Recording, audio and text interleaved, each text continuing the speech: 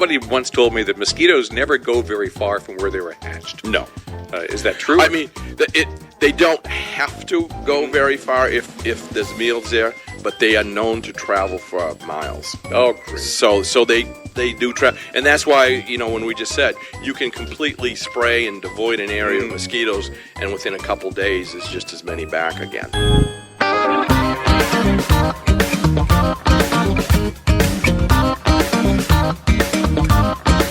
This is Bob Duchesne's Wild Maine on Sports Radio 92.9 The Ticket. It's Mother's Day weekend. It's about the time the black flies start coming out. Of all the shows I did last year, one stands out as being particularly useful. 1 year ago, I had Dr. Jim Dill on the air. He's an entomologist, a pest management expert at the University of Maine Cooperative Extension Service. Jim is also a state senator in the Maine legislature, and it's handy to have him in the State House because there are just so many pests there. Anyway, on last year's show, I learned a lot, and it's a good one to bring back for an encore. Bob Duchesne's Wild Maine is brought to you by Hammond Lumber, Dysarts, EBS, Doors Equipment, and Napa Auto Parts. Now, before we get to the mosquitoes and black flies, we're going to stop in on Morgan Whitten. A few weeks ago, she was crowned Miss Maine Sportsman of the Year at the Maine Sportsman Show. So let's meet her. Hi, Morgan. Thank you. Now, you're Miss Maine Sportsman of the Year. You're about 1 month into your reign. How many interviews have you done so far? Oh, I don't know for sure how many I've done, but I've done a few radio interviews, and then I've done a few just like answering questions over emails, and people have done like articles online about me. I did an interview with Channel 7 News, and that was pretty interesting. I worked with a girl named Brittany. She was wicked nice, and that was, I don't know, I think that got a lot of information out there about me. Mm-hmm. And I don't know as far as the number, but I've done quite a few, probably maybe 5, I guess. Okay. Well, what are some of the dumbest questions you've been asked, and how can I avoid them? Is there one really dumb question that stands out? No, not that I okay. can remember. Well, how old are you now, and when did you start getting involved in outdoor sports? Right now I'm 22, almost 23. I'll be 23 in June. And I have been hunting and fishing, I don't know, since I was a little girl. I started hunting and going with my father when I was young, and then when I turned 10, which is like the age you can start hunting in Maine, is when I started. I started deer hunting first, and then I shot my first deer when I was 11, and then I just have enjoyed it and had a passion for it ever since. I love the adrenaline and the excitement that you get from, I don't know, accomplishing whatever you're working or hunting towards. Well, at that time, did you own your own rifle? Was it a hand-me-down from the family, or did you have to borrow one when you got your first deer? Yep. When I first started hunting, my father and I looked for a gun, and I got a second-hand 44 Ruger rifle, semi-automatic. So that was my gun, and I paid for half of it. So it was, I don't know, I had more of a respect for it, I guess. That's what my parents thought I should do. So it was, it was mine, but I didn't pay for the whole thing when I was 10. So it made me have like a respect for it, and I appreciate it because it was my first gun, and it was what I shot my first deer with. Have you graduated to another rifle now, or do you still use the same one? Yeah, I have my late grandfather's 270 BAR, which I've shot my past couple deer with, my moose. That's my main rifle I use now. Now, this Miss Maine Sportsman of the Year competition, I guess the crowning happened at the Sportsman Show. Yes, it did. It was very exciting. What exactly is this competition? It was an application process. You had to fill out a big application, a bunch of questions about yourself and about your outdoor activities that you do. The requirements were basically just to be a Maine resident. I think that was pretty much it. So you filled out the application and sent in, I don't know, some application fee, just a few dollars. And they went through all of the applications and read them and then chose 12 finalists. And the 12 finalists were welcome to come to the Sportsman show to talk to people and, I don't know, introduce themselves, because it was all on voting. There was a ballot with the 12 girls' names on it, and people would come by the booth and talk to you if you wanted, or you could go around, and I went around and talked to the different people in the different booths and introduce myself, told them a little bit about myself, and encourage them to come over and check out the booth. And So this was a judged contest by the population there. It wasn't special judges. It was everybody sort of as a group decision of the whole crowd. yeah, it was anyone that the Sportsman show went on 3 days, Friday, Saturday, and Sunday. So anyone that came to the show each day could vote. It was you could vote once each day if you did want to come Friday, Saturday, and Sunday.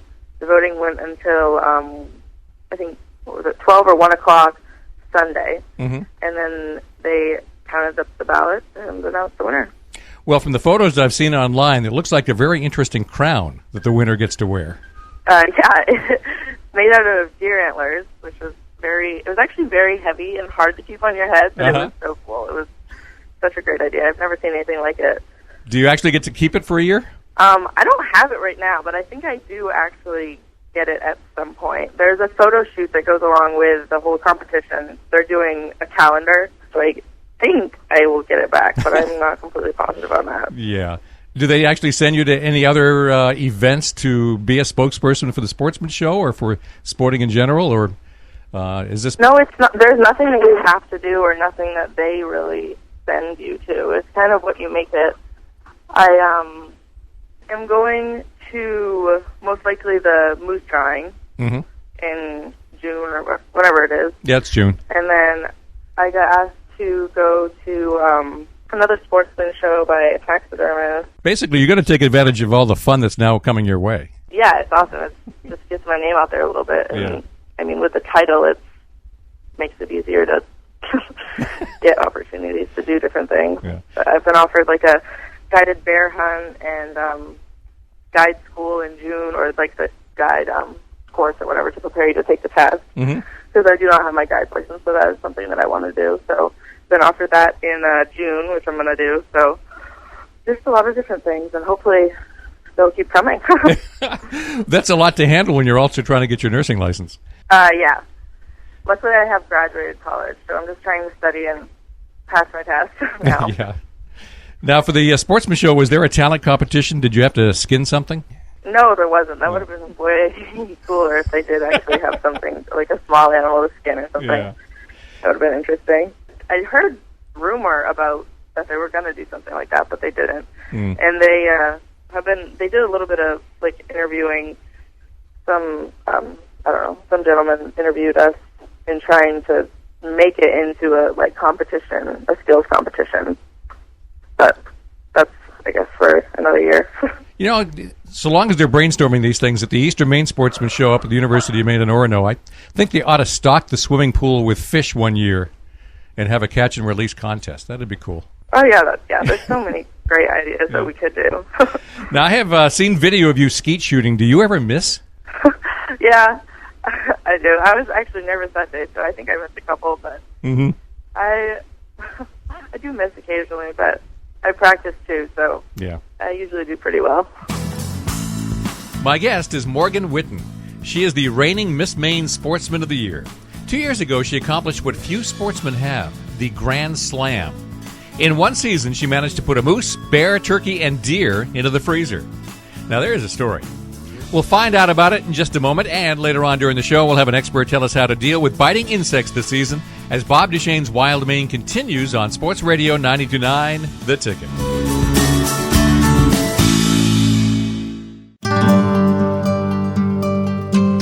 This is Bob Duchesne's Wild Maine on Sports Radio 92.9 The Ticket.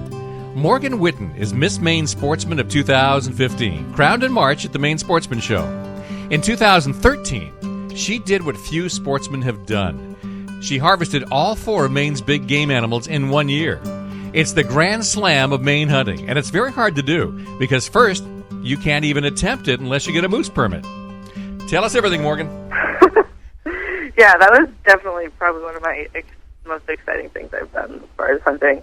I got drawn for a moose permit, and I mean, I had been putting in since I was 10 and since I could, and I know members of my family have been putting in way longer than me and hadn't gotten a permit. So I got my moose permit, and I was like, well, I guess I better make the best of this and try and get my Grand Slam. Why not? I mean, like, what am I out? And so I just went for it. I started hunting for each animal that I did, and I just started off one by one, and I got them, and then it came down to my deer, and I just kept hunting, and I sit, and then I do some walking too, and then I finally shot my whitetail. It was like 150 pounds, and I was just, I don't know, so pumped because that was the last thing to complete all four. So once I shot and had him down, I knew that I'd completed it, and it was so exciting. Mm-hmm. So you got moose, bear, deer, and what's the fourth? Turkey. Oh, turkey, of course. Yes, turkey. Those are not easy. Yep. No, it took me a lot of time, Yeah. but it was definitely worth it. Mm-hmm. Now, how big a freezer do you have? Well, we have a stand-up freezer, two stand-up freezers, actually. Two cold stand-up freezers, plus the freezer that goes with our regular fridge. So it's pretty full, but... So friends and neighbors probably did all right, too. Yeah. Oh, yeah. We have a lot of friends and family that we give meat to. Yeah. So they're very appreciative and glad that I hunt. Well, you are a role model now, so what do you want young women to learn from you? Well, the biggest thing, I just love to try and get people outdoors, people that aren't involved in outdoor activities. Some people I think are, I don't know, if they're scared or just don't have an opportunity to get out there and do stuff like that. I'd like to just try and help them and encourage, especially younger kids, to get outdoors and not be stuck inside on their phones or TVs or anything like that. Because there's so many things outdoors that you can do, not just like hunting, but hiking and, I don't know, kayaking, you name it. You can do something outdoors. It's way more fun than sitting indoors. Yes, it really is, and I wish that message would get out more, and I really thank you for spreading that gospel, because more kids really need to learn it. There's so much they're missing. Yeah, there is so much that can be done outside. That's just way more. It's healthy to get outside and be active, and it's just way more interesting. You never know what you're going to do if you're outside hiking. You never know what you're going to see, or what adventure that might lead to after that. So it's just. I was a little surprised to learn that you go tuna fishing. Yes, that is another thing that I love to do. It is definitely time-consuming because you're just out there and you never know. You could see nothing all day, but then you could just get into a school of them and it could happen. You never know. And that is a very fun fight. Finally get one of those humongous fish on board. What's the biggest one you've gotten so far? I've only been on the boat when we pulled in one, but it was 106 inches long. Oh, jeez. So that was the biggest one that had been caught off that boat. Have you ever hooked a big one that wasn't a tuna and said, uh-oh? No, not while I've been on there, because we harpoon. Oh, okay. So you can be a little more selective. Yeah, we have rod and reels, but generally we just harpoon. Mm-hmm. Well, great, Morgan. I very much appreciate you being on Bob Duchesne's Wild Maine. Yes, thank you for having me. It was great.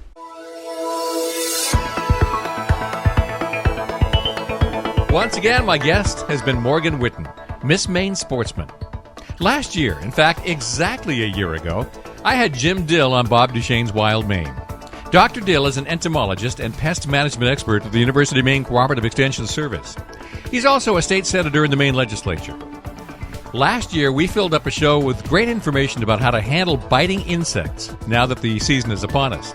I learned so much in that show, and I tried a lot of the stuff he suggested for the rest of the summer. It worked. So this is an encore of last year's show. This time, you may want to take notes. Ladies and gentlemen, Jim Dill. Good morning. Thank you. Well, it's good to have you here. You're a University of Maine Cooperative Extension Service entomologist. I'm the pest management specialist. I'm an entomologist by training, yes. Okay, so an entomologist is the study of entomoles. Entomoles. Every entomol you can find around. Okay. Usually six-legged entomoles. Okay. Well, this weekend is traditionally the start of a black fly season. How do they know?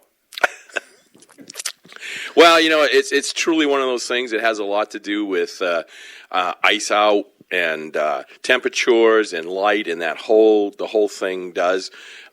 They spend the winter on the bottom of streams and brooks because black flies really like fast-moving waters, and that's what they do. They spend the winter there, and then when the certain conditions hit, they come out, and you can almost set your watch by them, it seems. It does seem like that.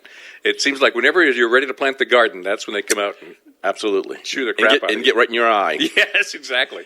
Well, that's interesting that you talk about the fast-running water, because that's where you know you're going to be in trouble. It's the fast-moving brooks versus the stagnant streams of mosquitoes. Right. Stagnant waters, mosquitoes, and the fast-running, swift brooks, streams, rivers is where we find the black flies. And, of course, in a place where you have both stagnant water and fast-running brooks, there's hell. For sure. Now, help me make a list of all the biting insects in Maine, because I put on black flies, mosquitoes, no-see-ums, deer flies, horse flies. Yep. Moose flies. Some people call deer flies moose flies, Yep. but they're all kind of that one big group together. There are some other midges, which is what I know see-em is, that may occasionally bite. But for the most part, midges just kind of are bothersome. Yeah. And you just float around in front of your face and don't bite. And, of course, the only other thing is, though it's not an insect, the biggest thing I think I would add to that list is ticks. Yeah. I mean, you've got those non-flying things like ticks, bed bugs, Right. spiders even bite. Spiders even bite. Yeah. So there's a bunch of those. I want to concentrate on the ones that really come out this time of year and Sure. fly into your eyes. Yep. Black flies, why does God permit that hell spawn to exist? Because they're great fish food. Is that right? Yeah, I mean, you look, and a lot of times, if you're a trout fisherman, and you go ahead and when you catch your fish and you go ahead and take it out, you clean it out, and it'll just be full of either black fly adults or along the bottom where the larvae and the pupae are, where they're down scrounging. Well, congratulations. You are the first person to ever give me a good reason why they should continue to exist. Mosquitoes I can kind of understand, and birds eating, but black flies I could never get. Yeah. So. Well, at least black flies don't really carry disease that they're known for, are they? Not in this state. Yeah. In other areas, in other countries, yes, they do. Black flies carry disease elsewhere. Yes. Keep them out of here. That's right. All right. Let's talk about what prevents attacks by black flies to start with. I mean, does DEET work? DEET works very well. Actually, Avon Skin So Soft works too. It seems to work much better on black flies than mosquitoes, and I've always thought the reason is it's just too slippery for them, and they just slide right off you. Really? Yeah. It's just that they don't like that because if you think of black flies, they're always just flitting around in your face and trying to land. Well, it's just that greasiness, I think, with a material like Skin So Soft and they've actually turned that, I believe, into an insect repellent. I think they have an insect repellent that's Skin So Soft insect repellent. I've tried it before, and I guess it kind of did work, especially during my gardening days. Yeah, and I think that's it. It kind of does work, but I think it's mostly the slipperiness because some people actually will use material like baby oil too. And so, it's just the slickness, I think, as much as anything. What I dislike about black flies is not so much the bites, it's the pinging against my face. Yeah. They just drive you crazy. They really do. Yeah. This portion of today's show is an encore from an episode of Bob Duchesne's Wild Maine 1 year ago. Jim Dill is a pest management expert at the University of Maine Cooperative Extension Service, and we're reprising all the great advice he gave us last year. For instance, we've pretty much covered repellents, but what about clothing? Any tips to ward off black flies? That's next on Sports Radio 92.9 The Ticket. This is Bob Duchesne's Wild Maine. Saturday mornings at 9, Sunday mornings at 8 on Sports Radio 92.9 The Ticket. Dr. Jim Dill is my guest. We're airing a portion of a show that happened 1 year ago on Mother's Day weekend. Typically, this is when black flies start to come out. Jim is full of advice about how to beat the little buggers, so this was worth repeating over this Mother's Day weekend. Good clothing works, and lots of people use head nets, but I find that black flies just crawl up under most head nets. They do, and then it's great because you got a head net Yeah. full of black flies just pinging around in there, and you say, this is really great, Worst experience I ever had. I think, with black flies was canoeing the St. Croix River over Memorial Day weekend years and years ago. And I wore everything I could get on, including the head net. They just crawled right up under, and it was like having a fishbowl on my head. And that's what they like to do, too. Yeah. If you notice, especially if you know someone that's allergic to the bites or react quite heavily, it'll be along the waistband or some other place because they just crawl right in there, and they get in there and they hide, and they're fat and happy and suck your blood till the cows come home. So how do black flies in particular find us? CO2 is one of the big things. Yeah. It's carbon dioxide. And usually, if you think about it, when you're out and about, you usually not only CO2, but you're sweating, so there's body chemistry, too. And that's how you'll see two people standing side by side, and one of them will just have all these black flies pinging off their face and around them, and the person next to him has hardly anything around them. So it's all body chemistry. Okay, so is there a way to change your own body chemistry by eating garlic or some other kind of supplement? Well, actually, there's some things that people do, and there are some certain vitamins that you can take, and there are people will swear by garlic because if you've been around some folks that eat a lot of garlic, even the black flies are saying, no, maybe I'll pass that one by. That's right. And garlic is used in gardens and that type of thing for insect repellents anyway.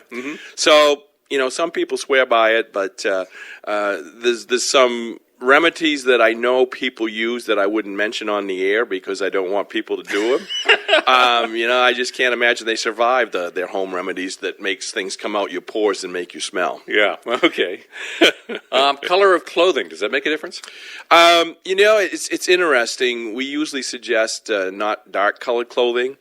And the only reason, a lot of entomologists do that, and the only thing I can rationalize why, not to wear the dark-colored clothing is because a lot of the things that they feed on naturally that's out there is dark. So I think the CO2, the movement, and the dark movement, that's what they zero in on. Try not to look like a bear. Try not to look like a bear. Try to look like a polar bear. Yeah, you got it. Got it. Sensitivity to bites seems to change over time. I remember I used to have fairly significant black fly bites, and now they don't even raise a welt. You must have been from away. All the way over to New Hampshire. Yeah.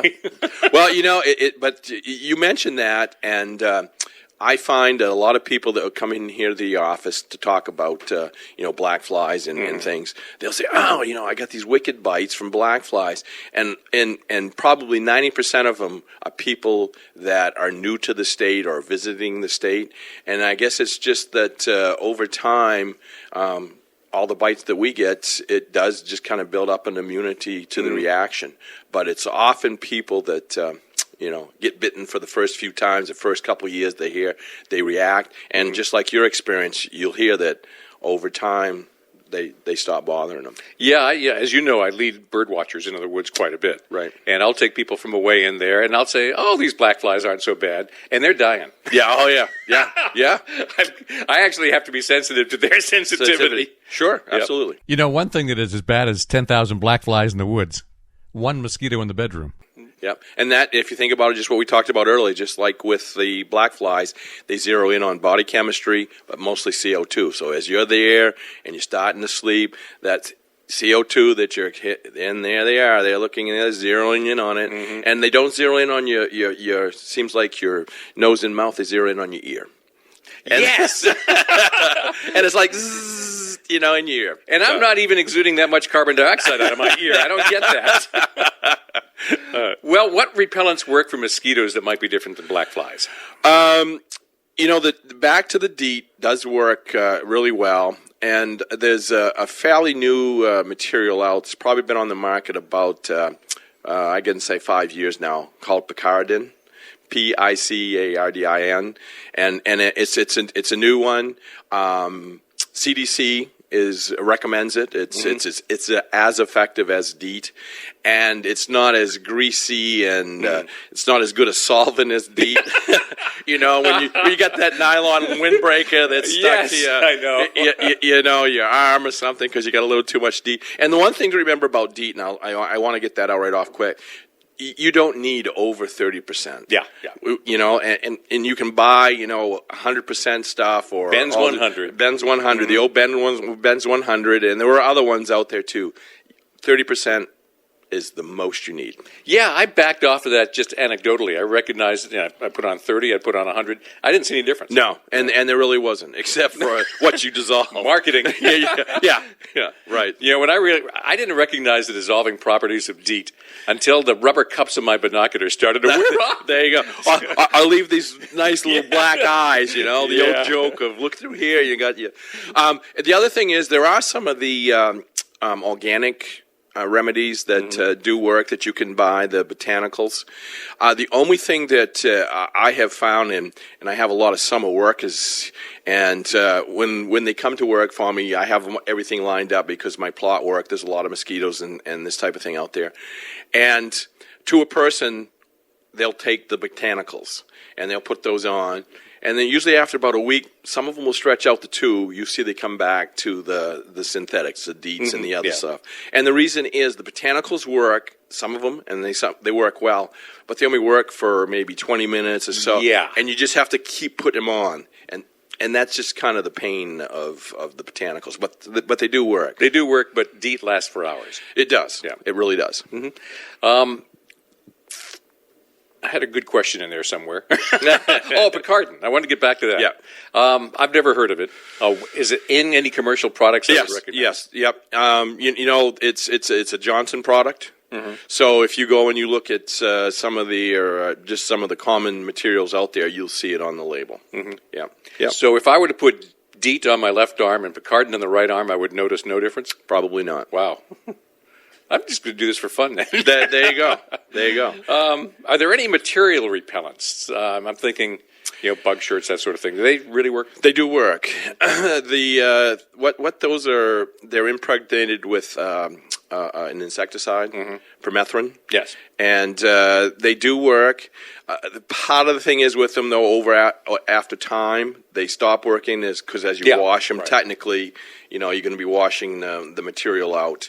But they do work, and they work for other things too, like the ticks, which but yeah. Yep. Impregnated coral that you can buy them.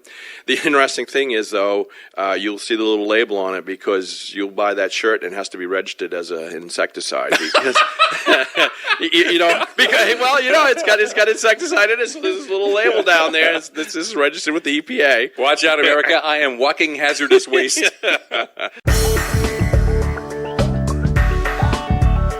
You are listening to Bob Duchesne's Wild Maine. Jim Dill is my guest. This segment of today's show is a repeat performance from an interview exactly 1 year ago. And we're going over the advice again on how to beat black flies. Dr. Dill is a bug expert and knows lots of stuff that works against biting insects. He also knows some things that don't work. We'll talk gadgets when we return in a moment on Sports Radio 92.9 The Ticket. This is Sports Radio 92.9 The Ticket with Bob Duchesne's Wild Maine. It's Mother's Day weekend, and this part of today's show is exactly like a show we did 1 year ago for Mother's Day weekend. It's an encore performance of the good advice we got from Dr. Jim Dill, a pest management specialist at the University of Maine Cooperative Extension Service.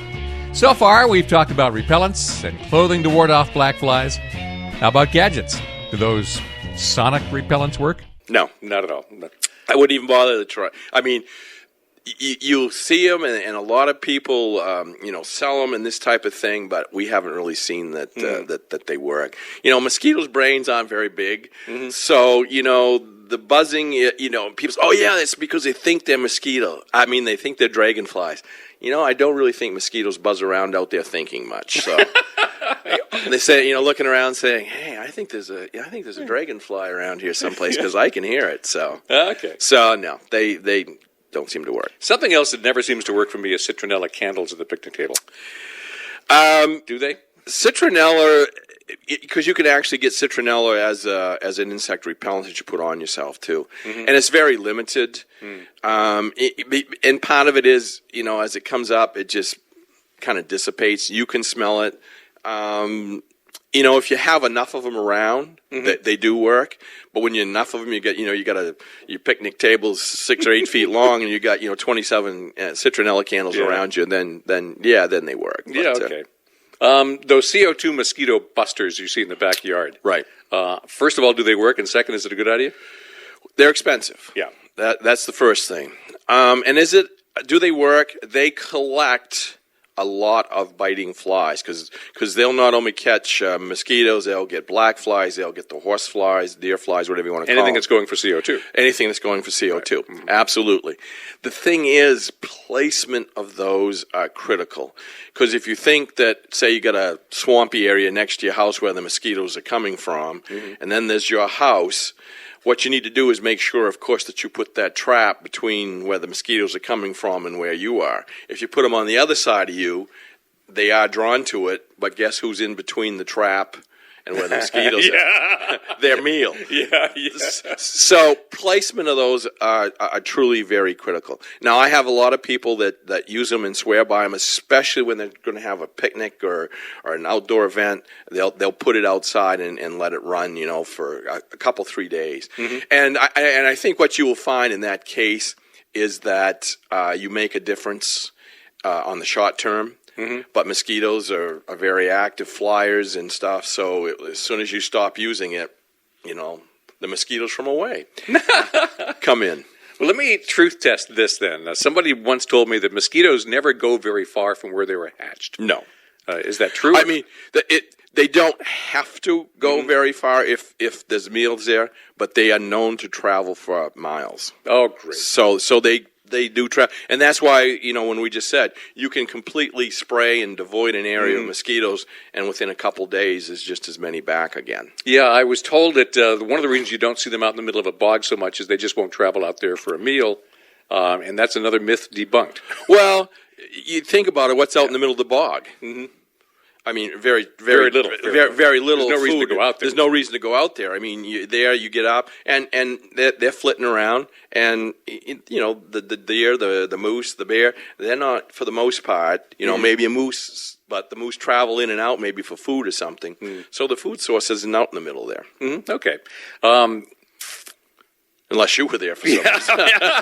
Which must be the question. I mean, so. Well, it never made sense to me to begin with because it seems like wind would blow these suckers a long way. It's not like they're staying close to home. No, and see, that's why out in the open areas, a lot of times you don't have them, and they hang around. They hang around underneath foliage and stuff during the day. So it's kind of like if you walk along the edge and you disturb them, you'll get bitten in the middle of the daylight. Yeah. Even though they're most active at dusk and dawn. Yeah. On a camping trip, the worst pest for me is no-see-ums. Because, screens don't keep them out or anything. They can just get right through. And it is the only insect that can drive me out of a campsite. Yeah. Yes. They're bad. They can be bad in some areas. Most people, though, probably don't even know them because they are very select. There's a lot along some coastal areas you'll find them, too. Mm-hmm. And, yeah. So is there, the usual remedies work? Certainly barriers will keep them off. Even a light barrier. Yeah, right. Yeah, they're wimpy. Yeah. Thank goodness. A good breeze will keep them off. That's right. DEET will work. Usually. Everything kind of works on them. So, All right. As you pointed out, deer and horseflies are a totally different kind of menace. They are. Do they find you the same way as another carbon dioxide? Same way. Mm-hmm. And and the funny thing is about moose fly, deer fly. You're very familiar as you're walking along, because, again, they're one of those bounce off your head type things. Mm-hmm. And what I love to do is if I'm out walking with somebody, if you're the taller person, all you do is bend down. And you just kind of squat down, and they'll leave you, and you just stay squatted down, and you move away, and you just got rid of all your deer flies because your companion, who may be shorter than you to begin with or whatever, but once you squatted down a little bit, they go for the tallest object. Yeah, that secret will not leave this room. I'm glad to hear that. So. Why do they go for the top? Is there any scientific explanation? Not that I'm aware of. I truly don't know. It's just that since they're a flying animal that's out, I guess they're probably just zeroing in on the highest object. Because, they can see, so, yeah. Well, just a hooded sweatshirt or a ball cap seems to solve my problem. Right. Do you remember the old... Probably when you were a kid at the fairs, they used to call them dealy boppers, and they were those head things and those things waving around. Yep. They came out with one something like that, and you put them on a hat, but you stick them on the ping pong ball like thing that's waving around. And if you remember when I said they go for the tallest thing, so you've got this ping pong ball with stick 'em on it, a foot off your head, and they're getting stuck to it. Have you tried that? I didn't, because the fashion statement wasn't me. But you do have sticky patches that you can put on the back of your hat. I am willing to look like an idiot. I may try that. Oh, there you go. Yeah. The same thing with horse flies. I mean, we don't have a whole lot of horse flies to speak of. We do actually. There's the one that we have is about probably weighs about a pound, and will take a half a pound of flesh when it bites you. I mean, it's truly a large insect. It's about an inch. I mean, there are some other ones. The thing is, that whole group, they're actually called tabanids, and that whole group, it depends on where you are, even in the state. People call them, as I say, deer fly, moose fly, horse flies. So it's a group, and the true group is deer flies and horse flies is what they call them. And so we do have some, but most people are more familiar with the deer fly. That's the one that's really fast, about the size of a house fly or a little bigger. It does seem like DEET is less effective on dissuading those guys. Yeah, and I think the reason is because they're kind of a bushwhacker hit and run. So I think they can find that one little spot, and it's often like on the top of your head, where of course you're not putting DEET in your hair or whatever. And they'll come in there and they'll land, and the next thing you say, what is this, Or you can feel them when they bite sometimes, too. They're painful. Well, I'm not going to waste this opportunity and fail to talk about ticks. Obviously, there's a whole debate about Lyme disease, et cetera. So you're not that kind of doctor.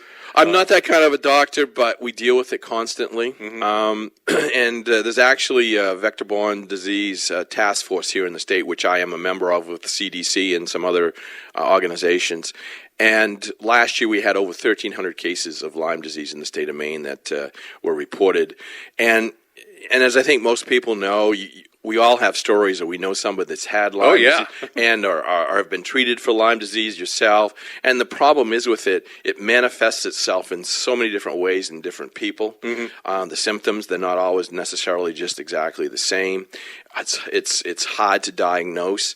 And the people that have it, chronic Lyme disease, are really, really hurting people. Oh, yeah, very badly. Yes. And we've got friends. Everyone's got friends. And dogs get it, too. And dogs, at least, they have a vaccine for.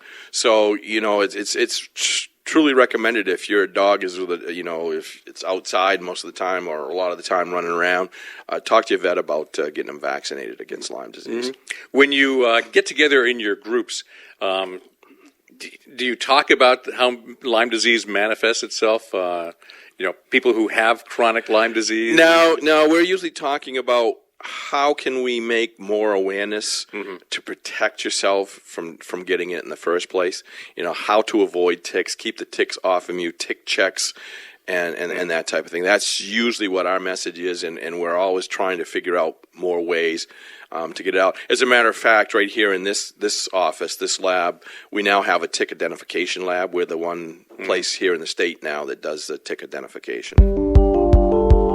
Jim Dill is today's guest on Bob Duchesne's Wild Maine, just as he was 1 year ago, because it's the same interview.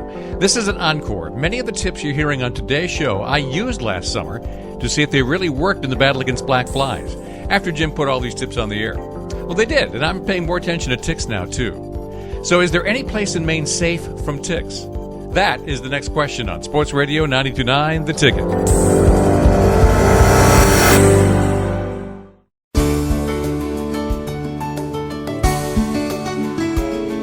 Welcome back to Bob Duchesne's Wild Maine. Today's show includes an interview that happened 1 year ago, just in time for bug season. Dr. Jim Dill is an entomologist and a pest management expert at Cooperative Extension. We're having the tick talk right now, because that's probably the most dangerous critter in the woods these days, because they carry Lyme disease and other nasty stuff. So as we go around the state, Jim, are there any safe places at all? Oh, maybe the Canadian border, the thing is, growing up here in Maine, as I did as a kid in southern Maine, we didn't know what ticks were. Right, I know it. They just weren't around. And so now we have 14 different species of ticks here in the state of Maine. The two most common ones that you run into is the deer tick and the American dog tick. Right. The American dog tick, the larger one, again, here in Maine, there's no problems with it at the moment as far as disease. Other parts of the country, it's Rocky Mountain spotted fever. But here's the deer tick. For the most part, and Lyme disease, but there are several other diseases that same little tick. Really bad ones. Yeah, oh yeah. None of them are good. I can't remember the last time I had a good disease. Yeah, exactly. So that's the problem with them. They are found in every county in the state. We've had Lyme disease from every county in the state, so you really can't escape them. But truly, it's just like you'd expect. Coastal Maine, southern Maine are the heaviest with ticks. The farther north you move, the population is less. And so is the incidence of Lyme disease. There's, I think, confusion about where to use DEET and pyrethrin. As I understand it, DEET is really something that's supposed to be applied to the skin. Yes. And yes. pyrethrin is supposed to be applied to absolutely. Permethrin, which is the insecticide, even though, of course, technically DEET is a repellent, and so they classify it as one. But DEET and the repellents like that, you do put them right directly on the skin. Permethrin you don't want to put directly on the skin, and that's the one that goes on the clothing. Is that because it's really bad for you, or? It's just that it's, it has a higher toxicity. So there is a toxicity with permethrin. So that's why they don't want, and the skin is good at absorbing things. Yeah. So, you don't want to just put it directly to the skin. But that's why it's impregnated in the clothing. It's not what we call bioavailable to the individual. It's it just keeps the insect away, either through smell or as they land, like a tick which doesn't fly. When it gets up, it just repels it because of chemoreceptors on the tick. Okay. Nymphs are tiny, tiny, tiny. Yeah. You can do a tick check and still miss them.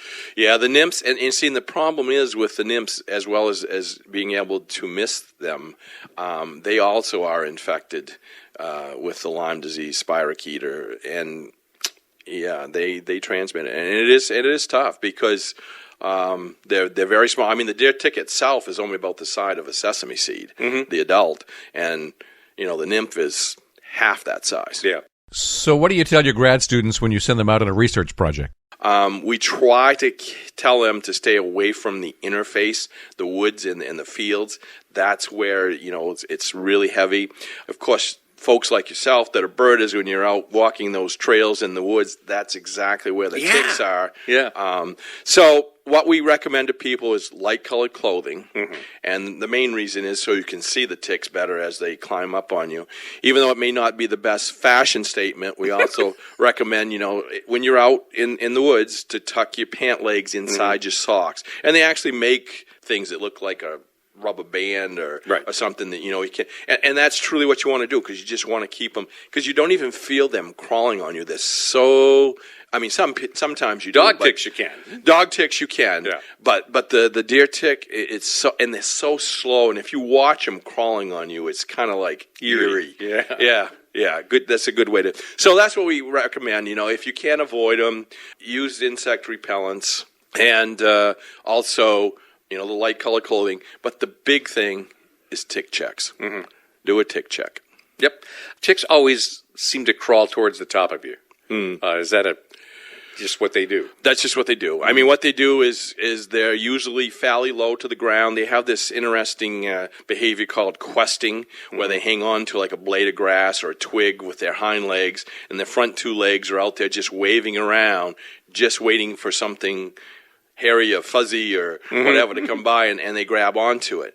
And since they're down low, once they're down low, then they just start crawling, looking for a place to settle down. Now, when you get, I realize you're not going to give me a medically qualified opinion, but when you get together with your CDC friends, if you suspect you have been bitten by a tick or there's a tick embedded, what is the current advice of what you should do? Wait for symptoms or do something now? It depends mostly on the age. If you talk to a lot of doctors, if it's a young child, probably under 6 or 7, a lot of the doctors say, wait for the symptoms, which is okay. But as I say, the symptoms can manifest themselves in different ways, and sometimes it can be weeks before the symptoms occur. It's not an immediate thing. Whereas in an adult, if I had a deer tick that started to feed on me, I would be immediately calling my physician and discussing with him or her what their current recommendation is. And again, it depends on your physician. Some of them will put you right on an antibiotic. There's several different ones that they'll use. There's the one quick shot where they give you like one pill and you're done, or 2 pills. And then there's the one that may give you a 10-day treatment. So the treatments are available, but I think it depends on your physician. Yeah. And I think truly where you are in the state. I mean, if you're up in Aroostook County and you have a deer tick on you, there's a lot less of the ticks in Aroostook County that actually carry Lyme disease. Whereas if you're in the southern part of the state, maybe 70% of the ticks have it. So Yeah. Well, I mean, you're an entomologist. You're going to know if that's a dog tick or a deer tick, but I'm not going to recognize the difference. Well, the interesting thing is, as I said earlier, there's 14 different species of ticks in the state of Maine. The dog tick and the deer tick, yeah, you might be able to recognize the difference, but you can't tell the difference between the deer tick, the woodchuck tick, the rabbit tick. They all look a lot alike, and they all have different problems associated with them, and different treatment regimes. Terrific. Yeah. Well, you've just ruined my day. And that's Jim Dill, entomologist, pest management specialist at Cooperative Extension, and in his spare time, state senator in the Maine legislature. Remember, to share this show with others, find my face and click on it at 929theticket.com. Bob Duchesne's Wild Maine is brought to you by Hammond Lumber, Dysarts, EBS, Doors Equipment, and Napa Auto Parts. Join me again next Saturday morning at 9 or Sunday morning at 8. This is Sports Radio 92.9 The Ticket.